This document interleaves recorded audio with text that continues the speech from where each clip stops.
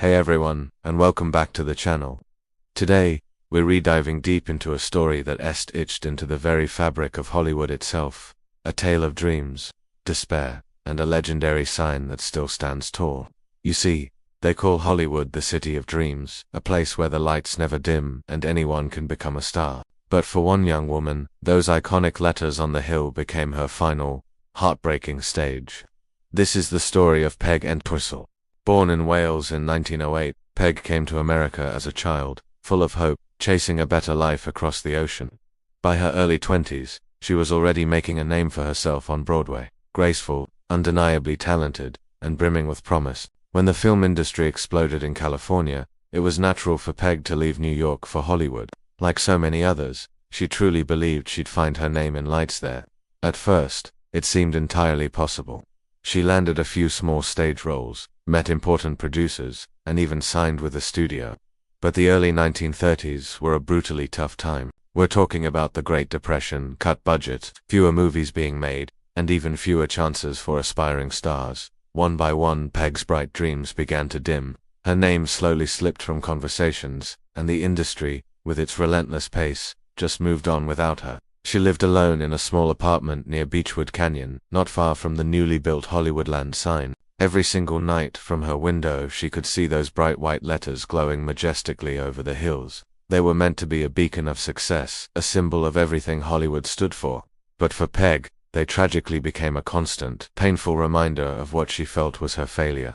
Every flicker of those lights whispered what she feared she could never become. In September of 1932, her last flicker of hope vanished completely.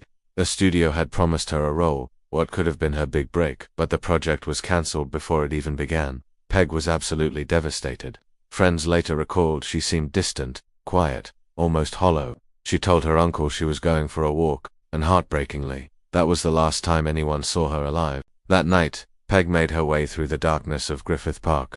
Following the winding trail up Mount Lee, the sprawling city stretched out below her, thousands of tiny lights, representing all those dreams that still lived on for others. The wind was cold, the ground steep, yet she kept walking. Eventually she reached the base of the Hollywoodland sign. Those giant wooden letters loomed above her, creaking softly in the wind, almost like a sigh. At the foot of the letter H, she carefully placed her coat and purse neatly on the ground. Inside the purse, she left a small folded note. Then she began to climb. 50 feet up, the city's glow shimmered beneath her. Did she look out one last time?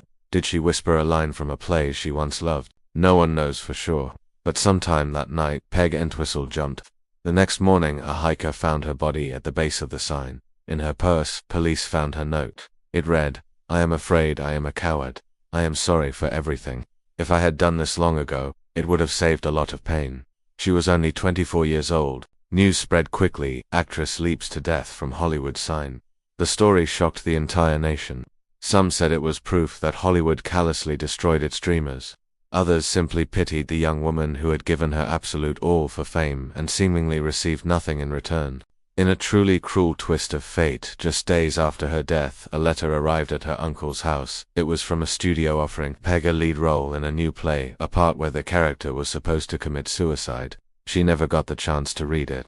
Over the years, Peg's story transformed into something more, a haunting legend that refuses to die. Locals began to whisper that her spirit still roams the Hollywood hills. Hikers and park rangers have reported strange things. Near the sign at night, the soft, unmistakable scent of gardenia perfume, her favorite fragrance, lingering in the cold air. Some claim to see a faint figure dressed in 1930s clothing, drifting along the trail before vanishing into the fog. Others hear footsteps on gravel when no one else is there, or a faint, melancholic voice calling out from the darkness. Even the dogs of nearby residents sometimes stop and bark intently toward the hill, tails stiff, as if they see someone unseen. They say she appears most often on quiet nights when the city lights below shimmer like stars, and the moon hangs low over the famous letters. A woman, pale and silent, standing near the old wooden beams of the H. Some believe she's still waiting for the role she never got to play.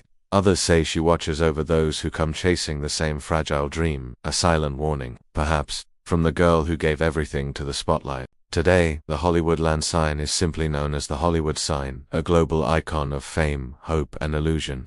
Thousands visit every single year, smiling for photos, chasing the very same magic Peg once sought. But few truly know the poignant truth that beneath those towering white letters lies the memory of a woman who couldn't bear to be forgotten. Her name was Peg Entwistle, and her story reminds us that behind every brilliant light in Hollywood, there's often a shadow that never truly fades.